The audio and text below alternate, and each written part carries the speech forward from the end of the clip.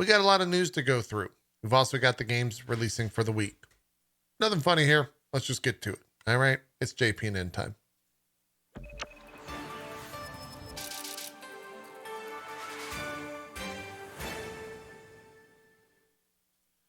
It's Monday, October 18th. I have returned from Texas.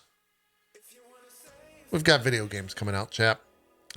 Kicking off Friday will be kind of a good next 6 months, at least for me. Maybe not you. But being that it is Monday, let's talk about the releases for the week before we jump into the news of the day. Being that it's the 18th, let me go to 18th over at jpedia.net. If you want to follow along, whether you're live on air with us right now on Twitch or if you're watching over on the YouTube channel, feel free to always utilize the wonderful world of JPedia. Thanks to my moderating team. We've got Into the Pit, Dying Light Platinum Edition coming out tomorrow. Really the big release for the 19th is a little old game from Devolver Digital called Inscription. We'll be talking about that heavily on Drop Frames this week. I think the Devolver Digital Influencer Manager is going to be joining us on the show. We've also got some other games coming out. A little to the left, Luna's Fishing Garden, Sands of Aura, Eka Generation. Those are coming out on the 21st. On the 22nd, this Friday, a huge day for video games. We got the House of Ashes, which is the Dark Pictures game that's launching. Just in time for Halloween. We've got a new Path of Exile League, which I'll be taking part of. Not sponsored this time around, but we will be playing it. Path of Exile Scourge. I think that kicks off at 4 p.m. Eastern Friday. Hopefully everything goes live, goes well, runs smoothly, no crashes. We'll see, though. You never really know. You never really know. And then, of course, the biggest release of the week. Perhaps the month. Nay, maybe the year. My friend Peppa Pig coming out for PC, PS4, Xbox X and S, Xbox One, and the Switch, maybe even PS5. But that launches Friday. We might check that out a little bit before PoE. And I'm not going to tell you if I'm joking or not. Next week will be a very big release week, but we'll talk about that next Monday. I'm excited for Guardians of the Galaxies, as well as Darkest Dungeon 2. Spoilers. Anyways, that's the games coming out. Let's talk about the news of the day. The biggest news dropped about, I think, 9:15, 9:30 this morning, local time, Central Time. Elden Ring has been delayed. The new launch date is February 25th, 2022. They put out a tweet. It says, important message, Elden Ring will release on February 25th, 2022, as the depth and strategic freedom of the game exceeded initial expectations. Thank you for your trust and patience. We look forward to seeing you experience the game in the closed network test in November. They also put out a 17-second trailer. We watched it in trailer time where they announced the closed network test sign-up page. I believe it's eldenring.com/CNT if you want to sign up for that. However, this has set up a situation in February for, in my opinion, the most stacked month, maybe even weeks. You can really get down to weeks of video games in a very, very long time. Here's everything releasing from February 8th to the 25th of February. Okay? A 7-day period. Horizon Forbidden West on the 18th. Destiny 2 The Witch Queen, which is a massive expansion for that game, also includes the next big raid. That's on the 22nd. King of Fighters 15, also on the 22nd. Sifu, which is the martial arts game from the Absolver devs, on the 22nd. Saints Row, which is the reboot of the popular Saints Row franchise, on the 25th. And now Elden Ring, also coming out on the 25th. I don't even know like how. To me, that means I'm not going to be playing Sifu. I won't check out King of Fighters. I won't play Saints Row. And it means I'll probably like scramble to play Horizon and finish that. So I can at least be ready for Destiny for like 3 days. Grind out as much as I fucking can. And then play Elden Ring nonstop. And then come back to Destiny for the raid. So, yeah. I would expect Saints Row will most likely move their date. They don't want to go up against Elden Ring. Quite possibly, well, I don't know, because Elden Ring's still kind of niche-ish. It's weird. It's weird stuff. But, yeah, that's the new day. That's the new day. The 25th.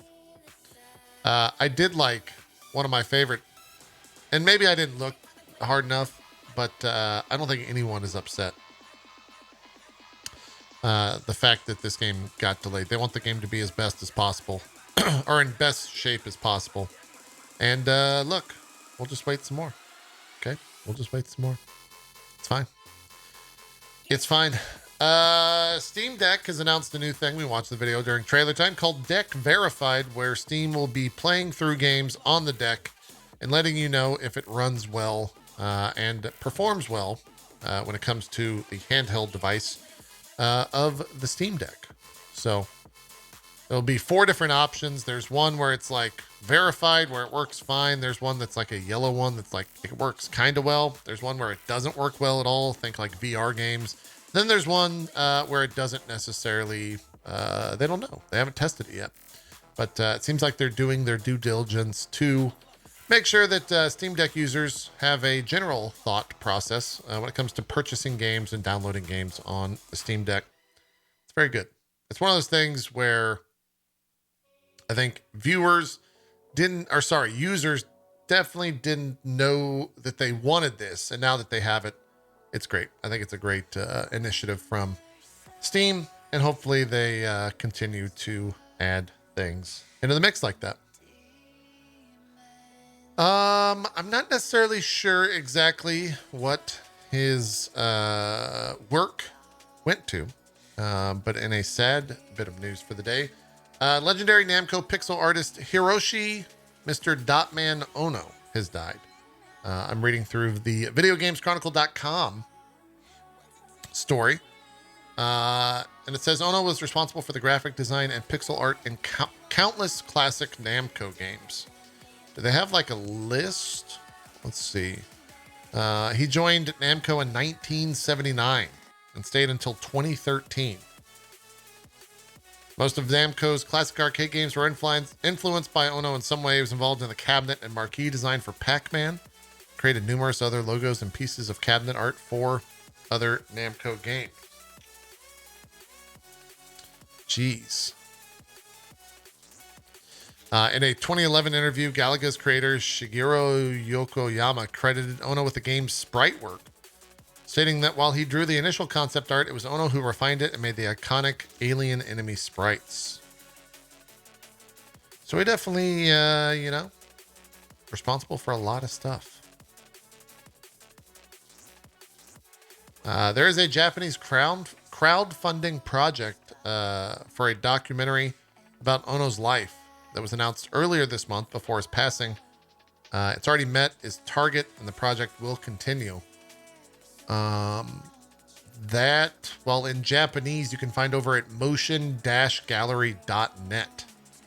It currently has 4.8 million yen.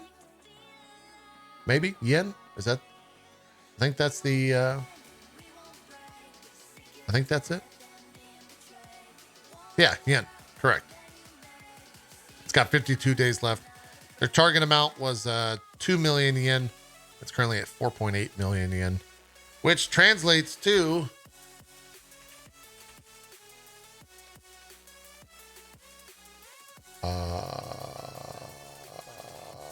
42,000.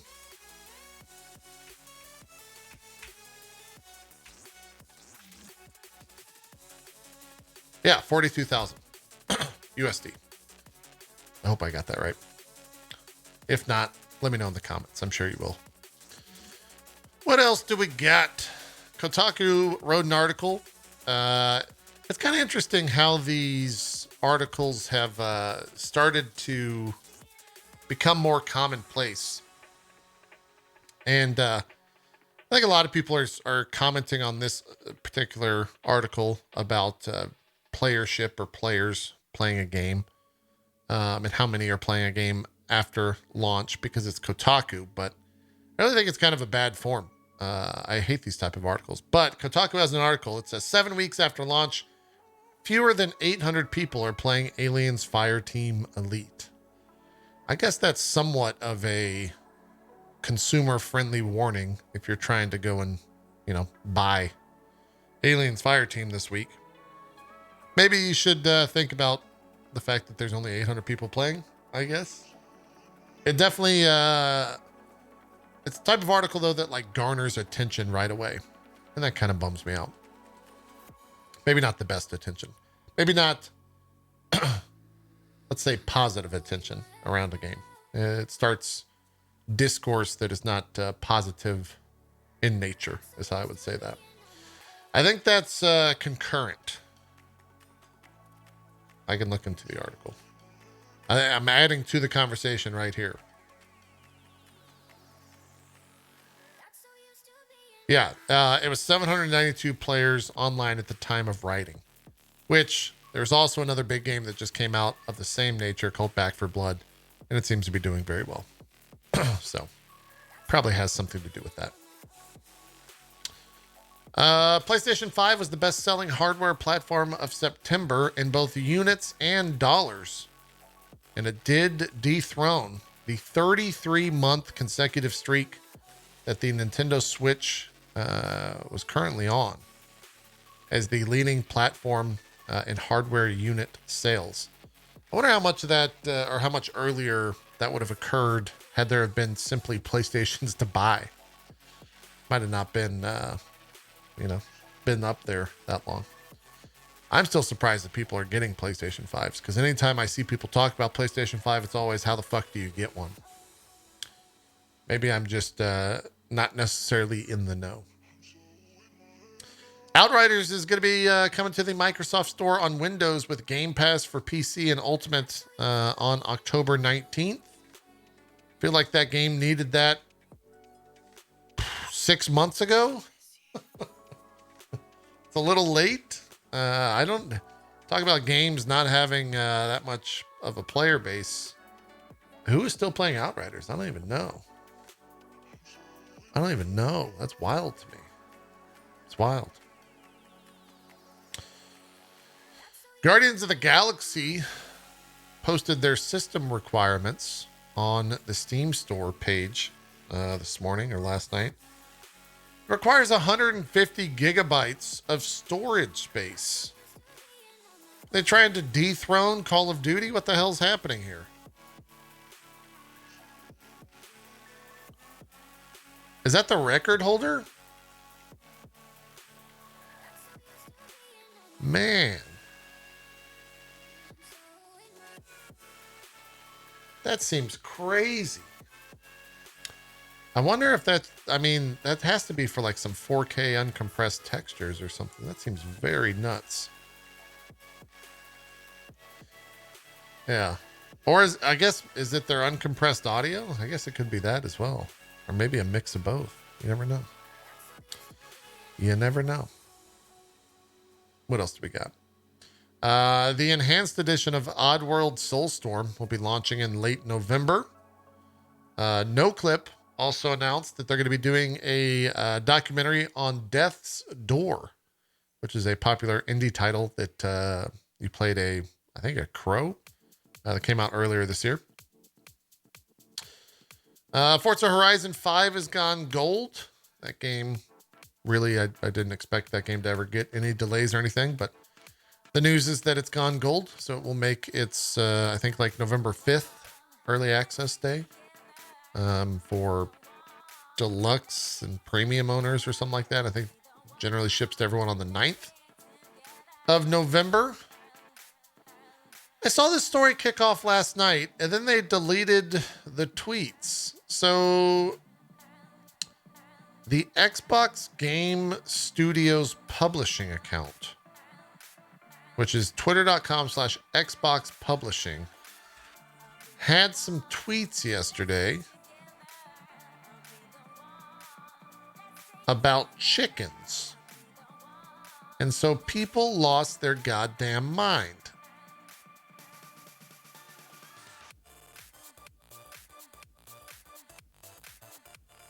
What was the original tweet? I'm trying to find the original tweet.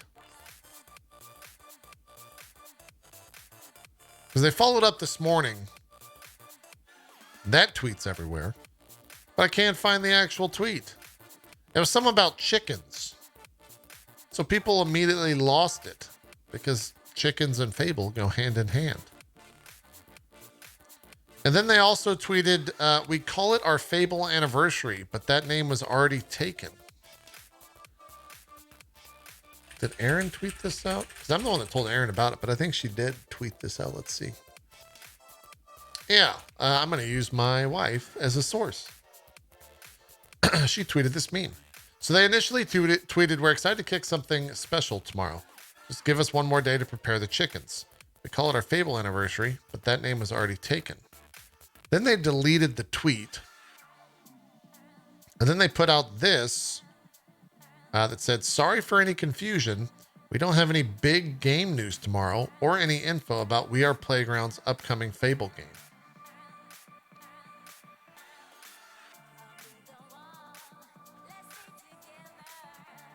I don't, how does that happen? I don't know. That's a weird one. That's a little strange there, to be honest. Yeah. I wonder if that's coming down the line.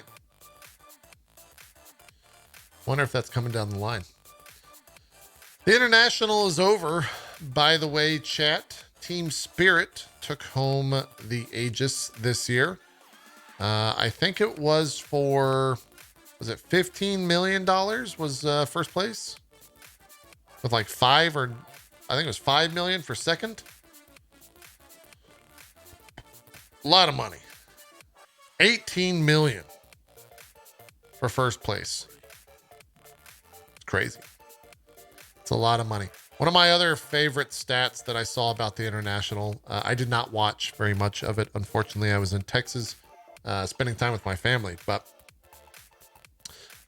there's a stat that like one of the players that won wasn't even alive when the game first came out for Warcraft 3's mod Dota. I think that was Yataro, who was like one of the star players or something. We're old. We are old. He's 19 years old. Jiminy Christmas. What else do we got?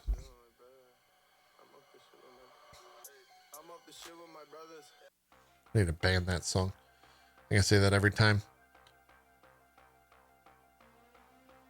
There was this like supposed Elden Ring gameplay leak, but then it was like debunked that it necessarily wasn't Elden Ring or something like that running on an Xbox One. It was apparently from the Xbox One version, according to the leaker. I didn't really follow it too much, but whatever. Chat, this is where I kind of put out the call to you guys. You guys got any key chat alerts? I heard that New World got into some more drama today, but I don't know what they did to get said drama alert. Probably some with server transfers. Anyone know?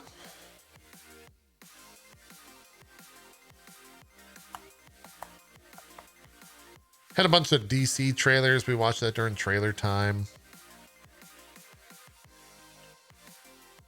They left Shroud on red. What is this? Okay, here.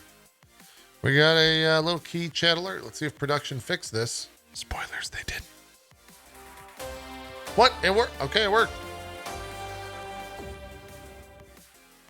Never doubt production, chat. They're on top of their shit.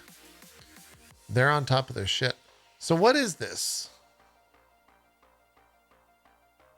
There's a lot of reading about this New World thing. So this tweet says, more New World news.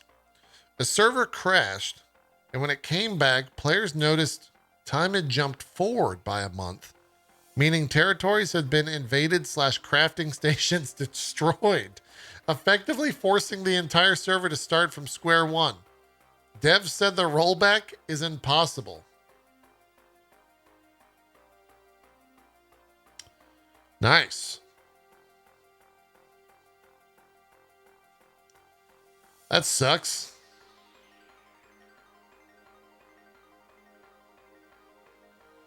It's kind of interesting, I suppose. I don't know how that happens, but I guess it happened.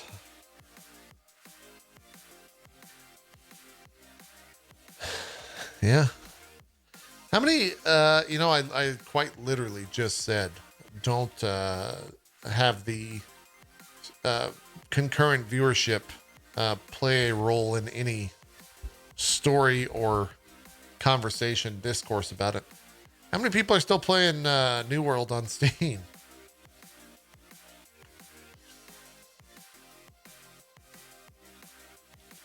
Is it doing well? Hey, what's going on, Cyber? Welcome back to the channel. It's about 500K. Man, they're definitely doing something right. That's crazy. That's spicy. It's a lot of folks. It's a lot of games. It's a lot of stuff. And I think that's the news for the day. Unless you guys have anything else.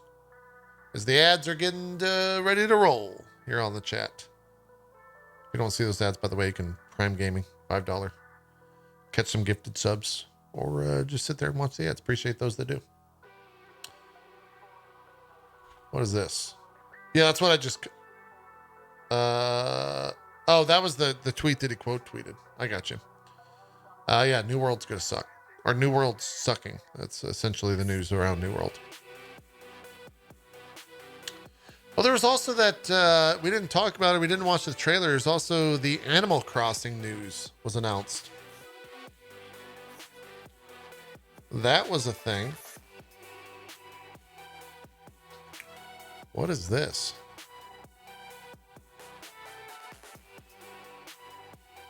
Oh, nice.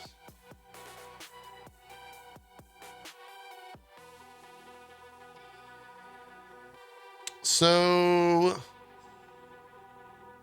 this happened this morning. Who gave this to me? Trample. Trample hit me with the news. Arcane Show tweeted out that you can experience the first episode of Arcane on Twitch on November 6th.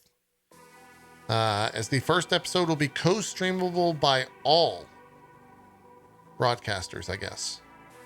Twitch quote tweeted and said, just like family dramas are better with explosions, Arcane Show will be better with your community and chat. Co-stream the premiere episode of the Netflix original League of Legends series exclusively on Twitch. Now, I do wonder, I wonder what you have to do for that.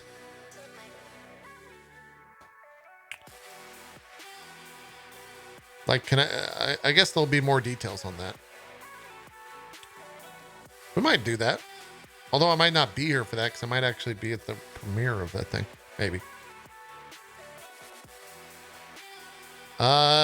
This bit of news, chat, will probably be the final news for the day. And I will be 100% honest with you. I don't understand it. Just like my mod Darkeros linking it to me said he does not understand it. But apparently Dead by Daylight, their developer, Behavior, worked with Boss Protocol over several months. Can I help you, Doc?